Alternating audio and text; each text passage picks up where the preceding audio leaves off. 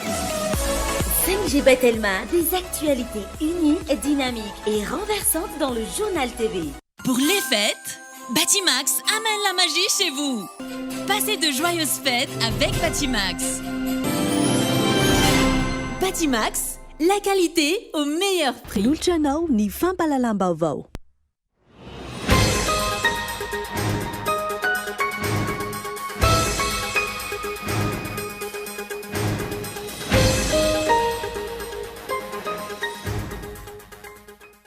Namoaka ny Africa Intelligence androany fa tsy eken'ny filoha rajoelina ny fametraha-pialan'ny governoran'ny banky Foibe Henri Rabarjon. Ny governoran'ny banky Foibe izay efa nitazona io andraikiny io nanomboka ny taona 2024. Napiakapeo manoloana ny asa no tanterahan'ny fifoazana teny amin'ny vohitra Ambohimanga ireo mpandalany ny fomban-drazana ankehitriny. Fanimbazimbana ny finoana sy ny asin'ny vohitra izany ary tokony hisy fanajana amin'ny kolotsaina roa samihafa. Tsy manana politika mazava entina narahamaso ny fampodiana ireo vola vahiny ny fitondram-panjakana hoy ny mpahay toe-karena Faly Ramakavely. Tokony hisy fanovana ihany koa ny rafitra hitantanana amin'ny firenena ampahomby ireo fepetra izay tsy mbola misy vokany hatreto.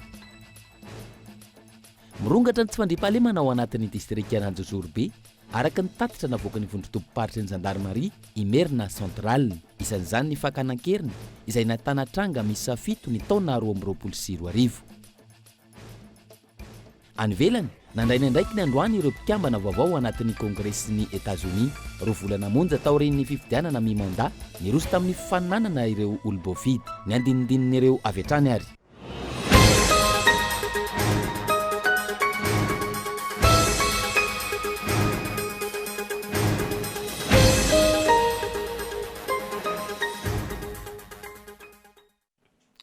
Ankafaliana hatrany tomboko lahy sy tomboko vavy no hijidiana indray ny tokantranonao amin'ity ala ity tonga soa. Atao anaty fotoana ny fampahalalam-baovao amin'ny fiteny malagasy atenina ny araba ary manasa anao ihany koa anjo ny fampahalalam-baovao.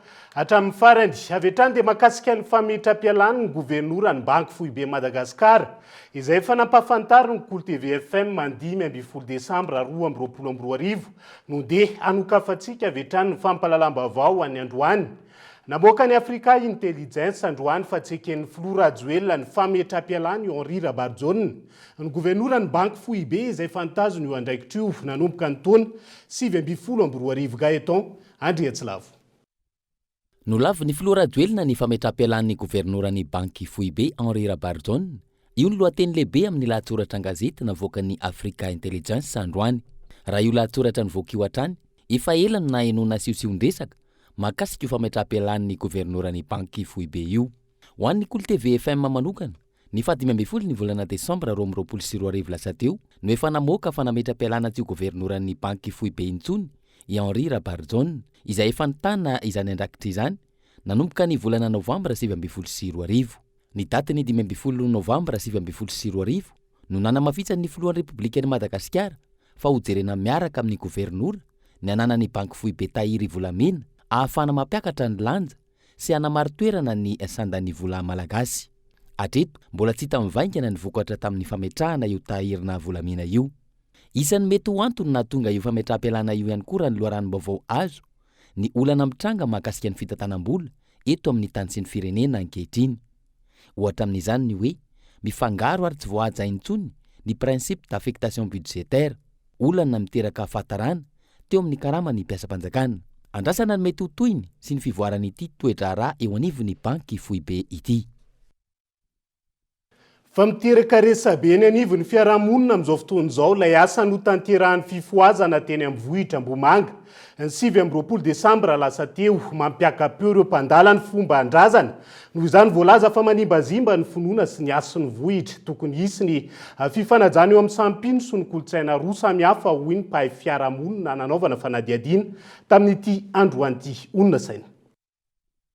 Ny 20 Desambra teo no nanatanteraka diabe mpanafana sy fideranan'Andriamanitra fa eo ihany koa ny nitetezan'ireo mpiandry avy amin'ny tombom-pifoazana ny vohitra Ambohimanga araka ny resaka eo anivon'ny fiarahamonina sy ny tambazotra tserasera, fihetsika izay nanahitra ary nahatonga ny fampiakaram-peon'ireo mpandala ny fomban-drazana. Ny voalohany indrindra dia manameloka ny zava-nisy ny tranga teny amin'ny vohitra masina Ambohimanga ny tenako izay fietrika tsy miendrika nasehon'ireo piraitan-drazana izay avy amin'ny atompo-pinoana nandeha nizotra anakeny. Voalohany indrindra dia tsara loatra angamba no raha mifanadry satria sambatra izay mirery any ananany kanefa tsy manaratsy ny hafa.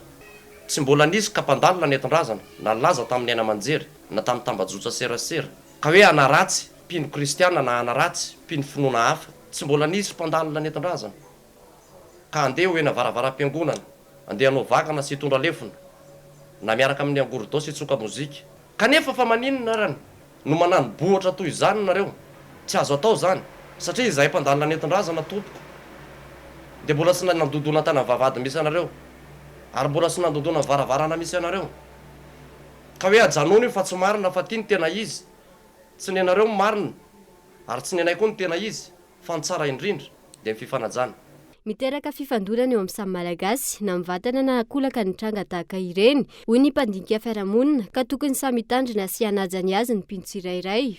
Kolotsain'ny fivavahana tsirairay foana ny hoe miezaka isandrahaka, miezaka hampafantatra ny hafa ny fisiny ary sy indrindraindrindra miezaka mbo handresy lahatra ny hafa hanaraka azy.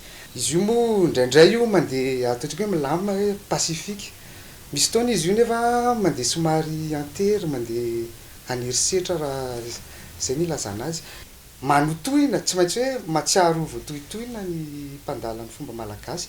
Tsika tsy tena izy marina izy diso za aloha tsy mino hoe isy ady tena hoe tonga amin'ny ataontsika hoe extrémisme mo, tsy mino hoe androany dia ho avy ny extrémisme fana zany ara misy ambopo maratra andany sy ny ankilany eo ary ny fototry ny filaminana matetika dia ny eo amin'ny hoe tolérance hoe samy manany azy tsisy mifanakitaba samy mitazona ny azy tsy mifandresy lahatra tsy mifaneritery. Hatreto aloha amin'izao aloha dia tena mafana le izy satria matsiaro tsy voahaja reo notafiny ary ireo nanafika koa nefa nieritreritra ny tena hoe nanao ny mety ao anatin'isao koa zany misy tokony hiara-metra-panontaniana inona marina sy diso. Ny tanjona dia ny ahafahana miara-miaina foana ao anatin'ny fanekena ny hafa. Momba ity tranga ity namboaka fanambarana ihany koa ny ministera ny kolotsaina sy ny serasera nampasiany rehetra ny voalazany lalàna velona eto amin'ny tany sy ny firenena. Voarakitra anaty ity fanambarana ity fa malalaka ny hetsika ara-pinoana saingy tokony atao amin'ny fanajana sy fandeferana sy tokony hisy ny fifanitsana na ny fifampitsabana eo amin'ny fanatotosana azy. Doany eo Ambatondradama, Mangabe Arankazo Malaza izay toerana nalehan'ireo tompom-pimfoazana dia ilaina fankatoavana avy amin'ny manam-pahefana ny miditra sy manao fomba ao araka ity fanambarana ity hatrany. Tsy hoapitsika resaka intsony momba izay fa sao dia vao maika hiteraka resabe eo ka hitarika zavatra hafa indray ao anatin'izay. Fa na eo aza ny fitsoakan'ny kolotsaina avy any ivelany amin'izao fotoana izao, mbola maro ireo mpandala ny fomban-drazana tonga mangatapitahina sy mikarakara ny tena eny amin'ireny toeram-panasinana na doany reny. Raha ny eto Antananarivo amin'izao fotoana izao tsy mifidy saranga ny olona tonga raha ny nambara ny mpiandry ny doany rasoa amin'ny fanatrika eny Anosimasina nanaovana fanadiadiana tamin'ity androany ity. Onona sainy. Toerana masina ho amin'ny malagasy natao hifandraisana amin'ny tontolo sy tamaso ireo ray aman-dreny-ben'Andohana na ihany koa ireo zava-masina angataham-pitahiana sy fahasalamana ary fidiovana ny toeram-panasinana na doany. Amin'izao taonjato faraka amin'ny 20 izao mbola maro ny mpandala fomban-drazana tonga amin'ireny toerana ireny raha nambara ny mpiandry doany ny rasoa mifanatrika izay Anosimasina. Eto zany natao hoe rasoa mifanatrika. Ty le rasoa mifanatrika Anosimasina ty ambanina Anosimasina. Tsodrano zany nangatahany eto e. Zay mampalaza ny rasoa mifanatrika. Ny olona tonga eto zany matetika dia misy ny fiarahamonina manodidina, misy makany amin'ny any amin'ny voahirako hoe mahandro autisme dio, ohatra misy olona le nanotafady hoe ndana mahandro eny rasoa mifanatrika. Misy maromaro ihany rehefa tonga le fotoana an'izay fa zao moa ny andro moa androany talata moa androany zany. Ny andro moa talata tsy mandray olona eto rehefa talata za le mandray olona le sasana midio. Misy izy 20, 10 isan'andro arakarany e. Satria matetika le raha tsy eo amin'le taom-baovao malagasy ofeny eto na misy fomba atao. Misy zavatra fanasana teriny eto, misy olona manao voady ohatra hoe nahazo tômôbily izy, nahazo zanaka izy, dia eo vao tena feno olona eto. Tena fandanan'ny olona eto tsinam-bolana dia miarom-bolana. Zay no tena betsaka ny olona mamaky eto. Saika ny sarangan'olona rehetra ny tonga manao fomba eny amin'ireny toeram-panasinana ireny raha ny fanazavana. Maro no nahita soa, saingy tsy miseho any anivon'ny fiarahamonina noho ny fitsarana maro samihafa ataony manodidina, indrindra ireo finoana sy kolontsaina avy any ivelany. Valitsika eo ny momba izay fa tontolon'ny toe-karena no ndeha hanohizana ny fampalalam-baovao amin'ity ala ity. Tsy manana politika mazava entina anara-maso ny fampodiana ireo vola vahiny ny fitondram-panjakana malagasy. Hoy ny mpahay toe-karena Faly Ramakavelo, tokony hisy ny fanovana ny rafitra fitantanana ny firenena raha ny fanazavany hampahomby ireo fepetra rehetra apetraka izay tsy mbola hita mazava ny vokany hatramin'izao fotoana. Henri Florian. Antony iray isan'ny mampitotongana ny sandam-bola malagasy raha ny fantatra ny tsy fiverenan'ireo vola vahiny eto amintsika. Aoriany ny fanondranana entana ataon'ny Eoropa-ndrara maro samihafa. Raisina ohatra amin'izany raha ny taremarika avy ao anivon'ny ministeran'ny varotra sy ny indostria ny tapatapaky ny volana Desambra taona 2024 lasa teo, manodidina ny 3.10 miliara ariary ny vola vahiny tsy voaverina eto Madagasikara an'ireo orinasa nahazo alalana hanondrana ny vokatra vanila nankany ivelany. Tokony hisy ny fanovana rafitra ny fitantanana ny firenena mba hampahomby ireo fepetra napetraka hatramin'izay raha ny fanazavany ny mpahay toe-karena nanaovana fanadiadiana. Ka le fanaraha-maso ange ohatrany hoe fantenenina foana mila raha-maso nefa tsy voaraha-maso e. Angamba mila tonga saintsika hoe mila réforme de fond mila atao satria efa fantatra amin'ny atao hoe efa angamitsika nanomboka tamin'ny 90 niditra tamin'ilay atao hoe régime flottant dia efa nanomboka tamin'izany tsika mila manara-maso nefa tsy voara-maso foana ny resaka rapatriement efa 10 taona zay. Mbola tsy tonga an-tsaina foana tsika zany hoe le problema tsy any amin'ny resaka hoe na hiteny aritsika hoe manara-maso hita lisy fa tsy voara-maso. Ny antony dia le fanjakana mihitsy nefa somary sahirana. Dia tokony atao zany dia tena le fanjakana mihitsy mila réformer. Satria io raha voara-maso ane lisy dia tsy maintsy misy le rapatriement de devise fa manina lisy tsy voara-maso. Ary tsy rapatriement de devise reriny tsy voara-maso hamaroan'ny sehatra rehetrarehetra dia ohatr'izay daholo. Ary izay indrindra mila metrahana hoe raha tena te hampandroso a Madagasikara tsika tsy vitany mesura kely fotsiny hoe ahoana ny ampidirana devise. Ilaina araka izany ny fametrahana ny fitsinjaram-pahefana tena izy eto amintsika mba hahafahana manara-maso ireo arena toy ny volamena sy ny maro tsy voatanisa ka hahamaro ny toerana ny lafy ny toe-karena sy ny fiainam-bahoaka. Raha io volamena io tena haitsika mikontrôle anazy dia tokony tena hampanankarena be amin'ny malagasy maro mihitsy sika eto Madagasikara fa eo foana zany le problème le hoe contrôle an'ilay izy. Dia nefa le contrôle hitako hoe mila fanjakana mihitsy mafiorina. Ary fanjakana mafiorina eto Madagasikara amiko dia décentralisation satria izay ny tena hitako hoe rafitra tsara amin'ny fomba fitantanana firenena anankiray rafitra tsara amintsika malagasy satria raha ny fombantsika malagasy dia azo atao hoe samy nanana ny fanjakana nisy avy ny ohatrany hoe ny région district teto Madagasikara ka iny ny tena mety amin'ny kolontsainantsika dia iny ny tena hitako hoe mety afaka hampandroso a Madagasikara ny reny. Araka izany tokony hisy ny fanenjehana ireo orinasa mpanorana vokatra ny ivelany saingy tsy mampody ny vola vahiny eto amintsika. Ilana politika mazava izany mba hahamaro ny toerana ny vola malagasy. Tsy ny lafy ny fanara-maso ny fampodiana vola vahiny maketo amintsika ihany no sehatra tsy manara-dalàna izay tokony andraisana fanapahnkevitra fa lafy-javatra maro ihany koa no tsy misy politika mazava ny fampanarahan-dalàna azy. Fampodiana vola vahiny zay fa viditsolika diany amin'ny volana jona no hoany indray no tombanana mety isiny ny fiakarana ny viditsolika. Eto amintsika na eo aza ny fienany ny vidin'ny baril eo amin'ny sehatra iraisan'ny pirenena amin'izao fotoana izao. Ny fananan'ireo mpandrarara-tsolika vola be amin'ny fanjakana no isany tsy hahafahan'ny mpitondra amin'izao fotoana mametra ny viditsolika rano nambarany mpahay toe-karena nanaovana fanadiadiana ihany koa tamin'ity andro an'ity. Mbola mijanona ho ady lehibe hatrehan'izao tontolo izao ankehitriny ny mahakasika ny viditsolika ary miaina ao anatin'izany ihany koa isika eto Madagasikara. Nanisy ara ny fidina ny viditsolika eo amin'ny tsena iraisam-pirenena. Tsy voafehin'ny fivaovan'ny viditsolika eo amin'izay tsena ivelan'izany eto amintsika.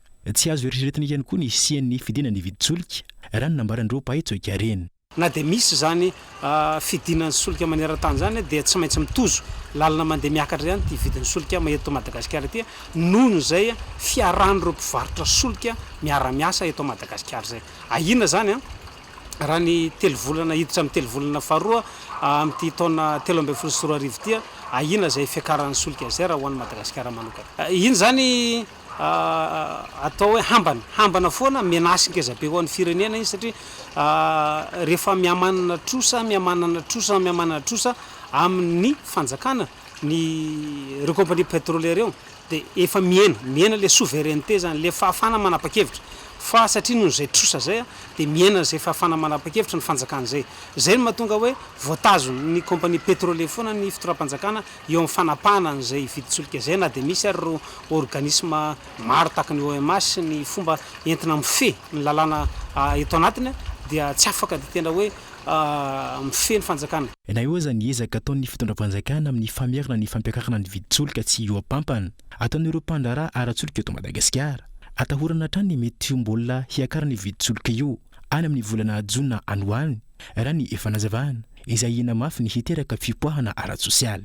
Raha mbola mitohy ny adiny Ukraine io rano fandaniana amin'ny setry ny toekarena resam-pirenena sy ny géopolitika dia io plafonnement zay ataonao tanina io dia tsy hatazona fiakarana angena ny viditsolika. Ny antony ny solika avy any Rosia ane ka makany Chine dia makany Turquie dia afaka mivarotra amin'ny vidiny eritreretana azy any sy vidiny ferany tolotra sy ny tinady zany hoe ao anatin'ny tapatapaky ny farany telo volana faharoa ny taona 2024 no ahina hiakatra zany viditsolika zany. Ny fandalinana ny boky ara-tsiansa rehetrarehetra zay nandinika ny atao hoe inflation zay nandinika ny géopolitique ny énergie ary zay mandinika ny fiakaran'ny taona tsy anasa rehefa miakatra ny vidim-piainana miakatra ihany koa ny tsy fandrany asa dia ahina efa nytenen'ny hatramin'ny heritaona zany tamin'ny fantaran'ny COLDV mety izy foana ny explosion sociale.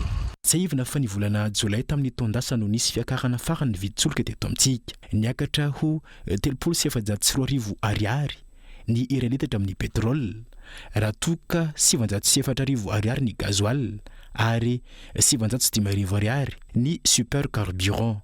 Na mafy amin'ny vahoaka malagasy aza ny miaina ao anatin'io fiakarana viditsolika io andrendren'ny rehetra ihany koa araka izany amin'izao fotoana izao ny tsisy ny fiakarana intsony. Ahina araka izany ny sy fiakaram-bidy ao anatiny enim-bolana kanefa raha ny kalitao amin'izao fotoana izao dia tsy mitsaha-mitombo ireo mitaraina amin'ny fahasimba-pananana vokatry ny faratsian'ny kalitaon'ny solika ankehitriny. Tafiakatra hatramin'ny 700 ny fandaniana amin'ny fanarenana ny simba ho ireo mpampiasa fiara sy kodiaran-droa. Mora lany tsy tahaka ny taloha intsony ihany koa ny solika amin'izao fotoana ka tsy maintsy mitombo ny fandaniana ao anatin'izay Ilariana Soniaina. Mora lany manimba zavatra maro ireo no hitarena ny mpampiasa fiara sy kodiaran-droa mahakasika ny kalitaon'ny solika amin'izao fotoana. Kojakoja maro no tsy maintsy soloina tanteraka noho ny fahasimbana ary tafiakatra hatramin'ny 700 ny fandaniana amin'izany raha ny fanazavana. Tafiakatra anoany amin'ny 700 ny préparation automobile zany. Fa ohatra ny automobile zany tsy maintsy mividy pièce nefa ny pièce lafo. Ohatra ny injecteur zany tsy maintsy mividy an'le izy ianao.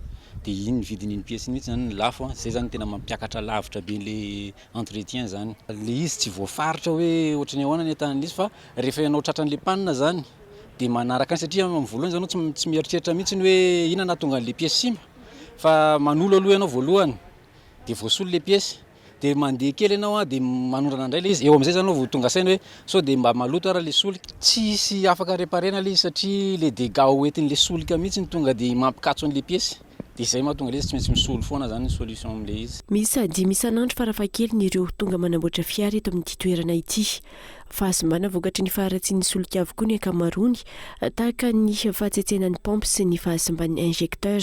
Sy efa elaela ihany fa nanomboka le vao niakatra maintsy le solika. Misy anaky 5, 4 ohatran'izao zany ianay dia feno garage dia raha feno any moa garage dia tsy hitany reto izy andraisana amin'iteny hoe mana rapitso miverina fa reto tsy maintsy vita androany dia rapitso izy miverina. Arakaraka le tompon'le vidy pièce le hoe manambola izy vidiana pièce dia tonga dia mametaka dia anavarandray izy hoe miandry kely fa tsy isy vola dia afaka miandry na hoe mboarina zay mamitimity azy aloha izy hoe tsisy vola dia atao zay ohatrany hoe manadio zany. Efa maro ny fitarainana nataon'ny mpanjifa tahaka izao mahakasika ity kalitaon'ny solika ity. Saingy tsy mbola hita taratra ny fandraisana andraikitra nataon'ireo tompony andraikitra isan-tsokajiny voakasika izany hatreto.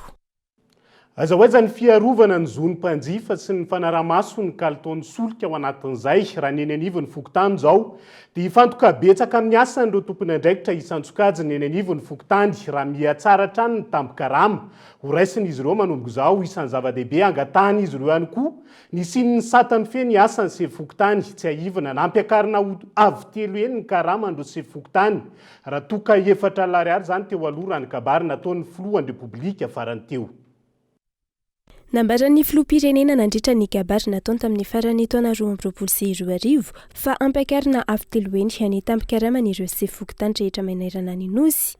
Hiatra amin'ny tsy volana janoary ity izany, saingy tsy mbola nivoaka ny noty fampahafantarana ny mahakasika izany raha ny fanazavana ireo se fokotany nanaovana fanadihadiana. Ankilan'izany, tsy asa fivelomana fa adidy ho an'ny firenena ny mahase fokotany hiarany fanazavana ka antony mahatonga azy ireo hanao asa hafa.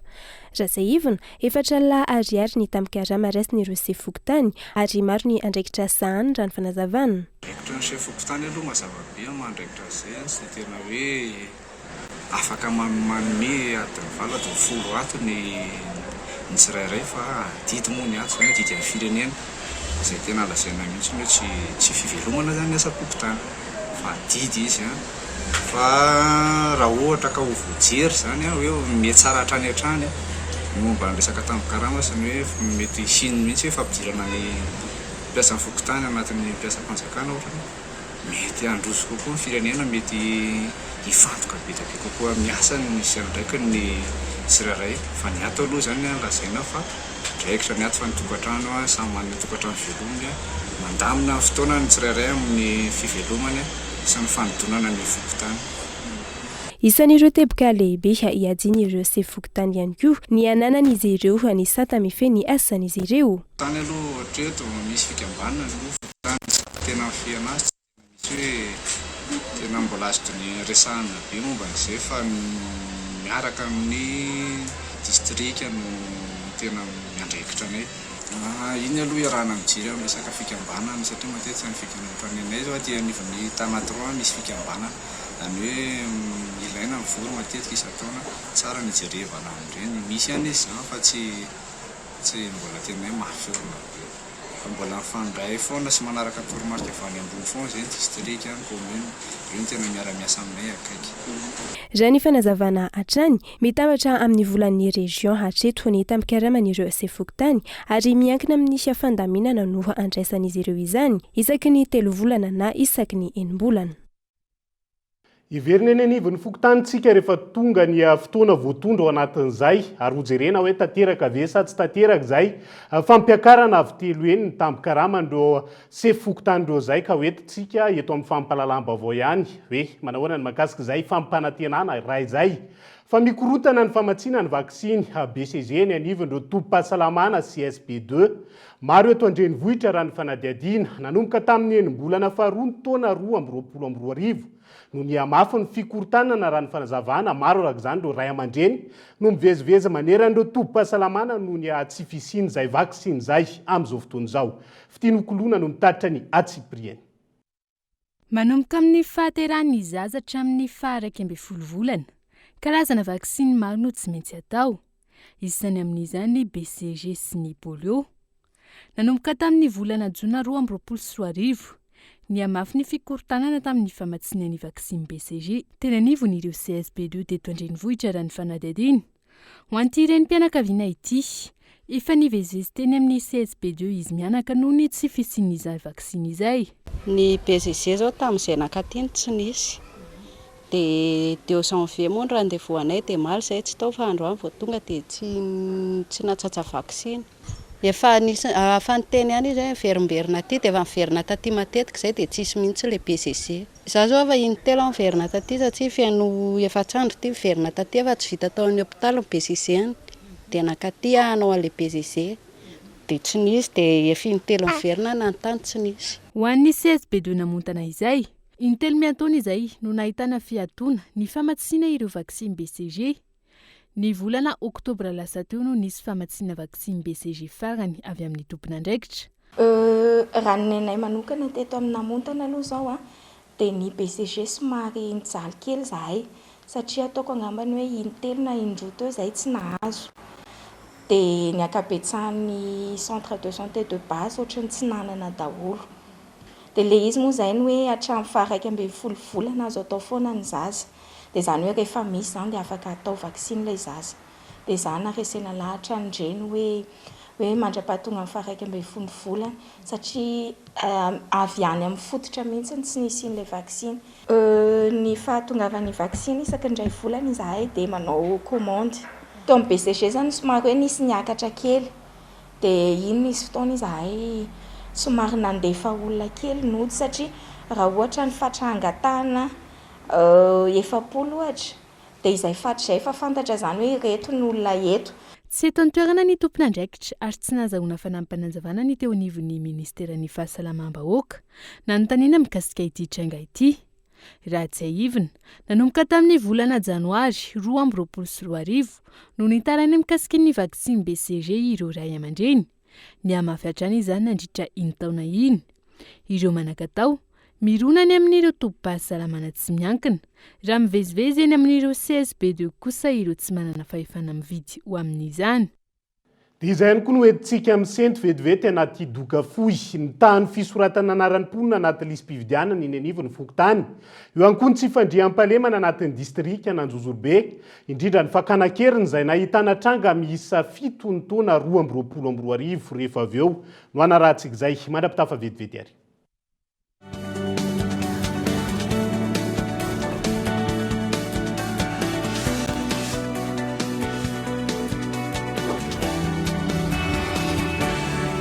Ta télé fibrée, voilà un vrai cadeau de Noël.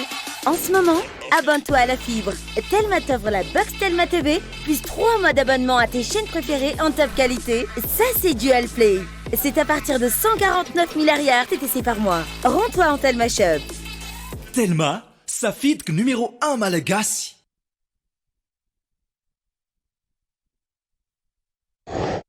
Briquet Bic. Comptez sur Bic. 3000 allumettes équivalent à 2 briquets sans marque ou à un seul briquet Bic Maxi.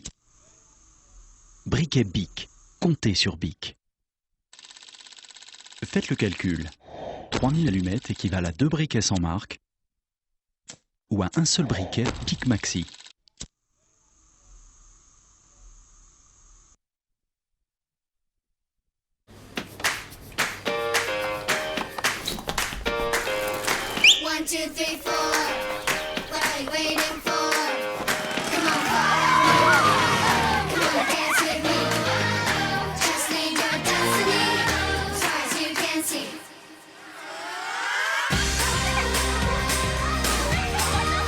Du bon lait, une crème onctueuse. La vie, ça se dévore comme un kiwi. Pour les fêtes, Batimax amène la magie chez vous. Profitez des réductions exceptionnelles sur tous les articles.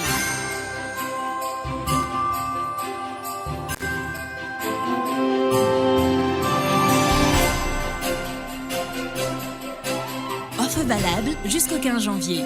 Passez de joyeuses fêtes avec Batimax. Batimax, la qualité au meilleur prix.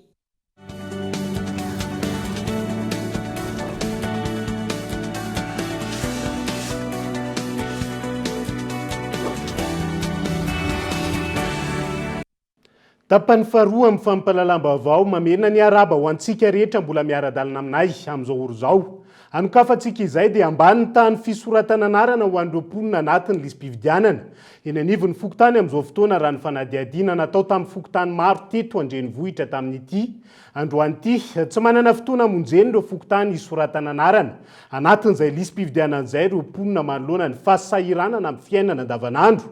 Eo ihany koa ny tsy fampino ny fanentanana ao anatin'izay. Abraham Randriamanana.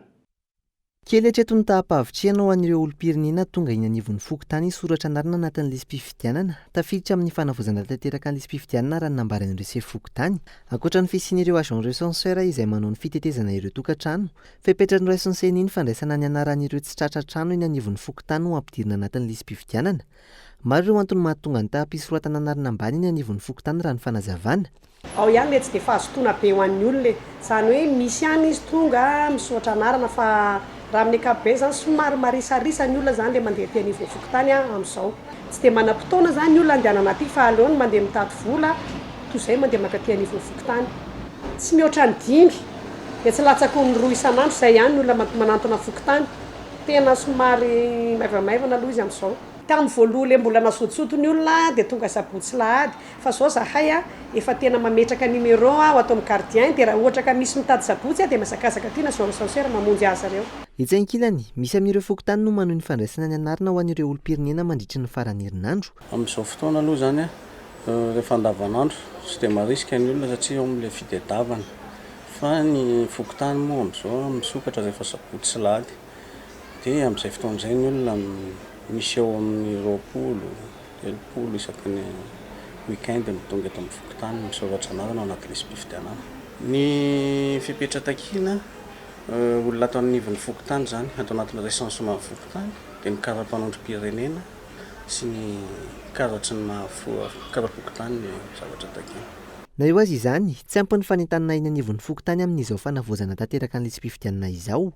Hatreto aloha dia mbola tsy misy mbola mety ho avy izay zavatra izay le fanentanana. Mbola tsy eo anatin'izany eo mbola tsisy zava-patatso mihitsy satria za tsy mijanona tokantrano fa mitady vola mikarama amin'ny melomba dia mandanaka dia za mandeha dia tsy hitako izay andraisako. Hitoetra amin'ny faran'ny volana janoary izao ny fanavoazana tanteraka ny lisam-pifidianana amin'ny alalan'ny fanisana ireo mpifidy isan-tokantrano raha ny didim-panjakana nivoaka ny volana desambra lasa teo. Hatreto maherin'ny 7,5 etsy fito tapitrisa ireo mpifidy voasoratra anarana anatin'ny fanavoazana raha ny antotanisa farany navoaka ny avy eo anivon'ny seny. Omaly faharoa ny volana janoary izay manome ny tahavalo amin'ny 50 faingoena amin'ny 50 isan-jato. Fiomanana amin'ny fifidianana izay fa raha ny fanehoan-kevitra kosa indray dia mety tsy hisy ny fifidianana eto Madagasikara amin'ity taona 2020 ity raha ny zava-miseho eto amin'ny tany sy ny firenena no jerena ho pasteur Mayol tamin'ity androan'ity ho mafy ary ho ratsy kokoa noho ny tamin'ny taona 2020. Ny zavatra hitranga amin'ity taona 2020 ity indrindra ny eo amin'ny lafiny ara-politika sy ara-bola raha ny fanazavany i pasteur Mayol izay nitondra fankahirezana ho an'ny kristianina katolika rehetra noho ny fahalasany Benoît XVI mafy filohan'ny fiangonana apokalipsy azy. Kaeton Andriatsilavo. Ho mafy ary ho ratsy kokoa noho ny tamin'ny taona 2020 ny zavatra hitranga amin'ity taona 2020 ity indrindra eo amin'ny lafiny ara-politika sy ara-bola hoy pasteur Mayol filohan'ny fiangonana apokalipsy. Anampitrotraka izany raha ny fahitana voaray hoy izy ny fisian'ireo loza voajanahary haintany tondra-drano korontana ara-politika sy ny maro hafa. Manoloan'izany ilaina ny mifampidinika ny manao ny marina sy miala amin'ny kolikoly. Mahakasika ny fifidianana nambarany fa ahinany tsisy ny fifidianana amin'ity taona 2020 ity raha ny zava-misy eto amintsika ankehitriny no jerena. Ny manaitra indray raha mandinika ianao dia ny fanambaran'ny filohany sy ny ilay farany tamin'ny taona lasa iny izay nanambara hoe raha ny volan'ny lalian'ny solombavam-bahoaka tamin'ny loi de finance initiale tao zany ny LFI dia kely de kely ny volany manana fifidianana ary tsy avitany amin'ny fifidianana io ka raha io no vola hoentina dia alohanay tsy manao. Raha mijery an'izay lafin-javatra zay zany ianao ka manao analizy fa tsy faminaniana intsony ny resahana ka tsy mbola manao fanambarana ny fitondram-panjakana hanomboka amin'ny voalohan'ny volana février io ny datim-pifidianana dia mety tsy hisy ny fifidianana amin'ity taona ity zany raha analizy no jerevana amin'ireo zavatra misy iainantsika ireo zany. Ny fiandohan'ny volana febroary araka izany no tokony ho efa mametraka daty mazava mampafantatra ny datim-pifidianana ny mpitondra sy ireo tompon'andraikitra. Ankilan'izay no ny fahalasan'ny papa Benoît XVI nanolotra ny teny fampiononana sy ny fankarizana ho an'ny fianakaviam-ben'ny évêque, ny archevêque sy ny kardinaly ary indrindra ny kristianina katolika rehetra i pasteur Mayol amin'ny mahafilohan'ny fiangonana apokalipsy ny tenany. Izy izay nitoezaina sy ny volavolaina tao amin'ny fiangonana katolika ihany koa. Ny soratra masina dia manao hoe miaraha ory amin'izay ory, miaraha fa mifaly amin'izay mifaly. Fa noho izao fahoriana lehibe izao dia tsy nitaza-potsiny ny fiangonana apokalipsy satria ny tantaran'ny pasteur Mayol dia isan'ny nahazo fanabeazana tamin'izany fiangonana katolika izany satria tamin'izany fiangonana izany no nahitako masoandro sy ny taiza sy nanabe ahy tamin'ny fahazazako na tonga olombalona ohatr' zao. Noho izany a dia miaraory miara-miombina lahelo amin'ny fiangonana katolika izay amin'izao voana lehibe na lasan'ny Papa Benoît XVI izao. Ny fahadimy ny volana janoary ho avy izao raha tsy ahivina no asitrika ao Vatican ny Papa Benoît XVI izay notomandry teo amin'ny 550 taonany ny 1 Desambra 2024 lasa teo. Mazava zay fa ny okevitra iny ho izy fa tsy faminaniana zany hoe mety tsy hitombona ao anatin'izay fa nroso amin'ny fitokonana fa hobe nanomboka androany. Ireo mpiasa eo anivon'ny sendika ny DRS ny ministeran'ny fanabeazam-pirenena tsy eken'ireo sendika ny mpiasa ny fanapahan-kevitra amin'ny didim-pitondrana na ny esorana chef de service eo anivon'ny rafitra maolona amin'ny ministera sy ny andravana ny cellule d'appui izay tsy anatin'ny rafitra raha ny fanazavana fitianokoloana. Ny tsatra nanomboka androany ireo rafitra miisa 4 eo anivon'ny DRH ny ministeran'ny fanabeazam-pirenena. Antony, miroso amin'ny fitokonana ireo mpiasa eo anivon'ny DRH amin'ity ministera ity. Teboka roa no angatahin'ireo mpiasa. Voalohany ny fangatahana amerina ny chef de service izay nesorina tamin'ny alalan'ny didim-pitondrana. Eo ihany koa ny fandravana ny cellule d'appui raha ny fanazavana. Zay ny fahalalana azy. Nefa nanontaliana ary miaiky hoe nanesorana anazy tsisy fautiny fa fandaminana le izy. Dia zay no mahatonga anay hoe avereno sefinay aloha satria fandaminana no ilaina fa tsy fanakorotana. Tsy nisy ny valiteny azo raha ny fanazavana tao anatin'ny 270 ora nomena amanan'ny olana. Manoloana izany, tsy isy ny service minimum mandritra ny fitokonana atao. Mikatso daholo ny tena mpampianatra any amin'ny faritra any. Mikatso daholo any mikarakara ny lafa maolona atao mpampianatra ny contre événement contre zany événement de carrière manomboka izy recruter jusqu'à retraite io service GAP io no miandraikitra azy. Dia ny service rehetrarehetra mandrindra ny ankoatran'izay. Ny asany ty moa zany dia hoe ny atao direction de ressources humaines dia hoe fitaliavana ny lafin'ny fikarakarana lafo maolona.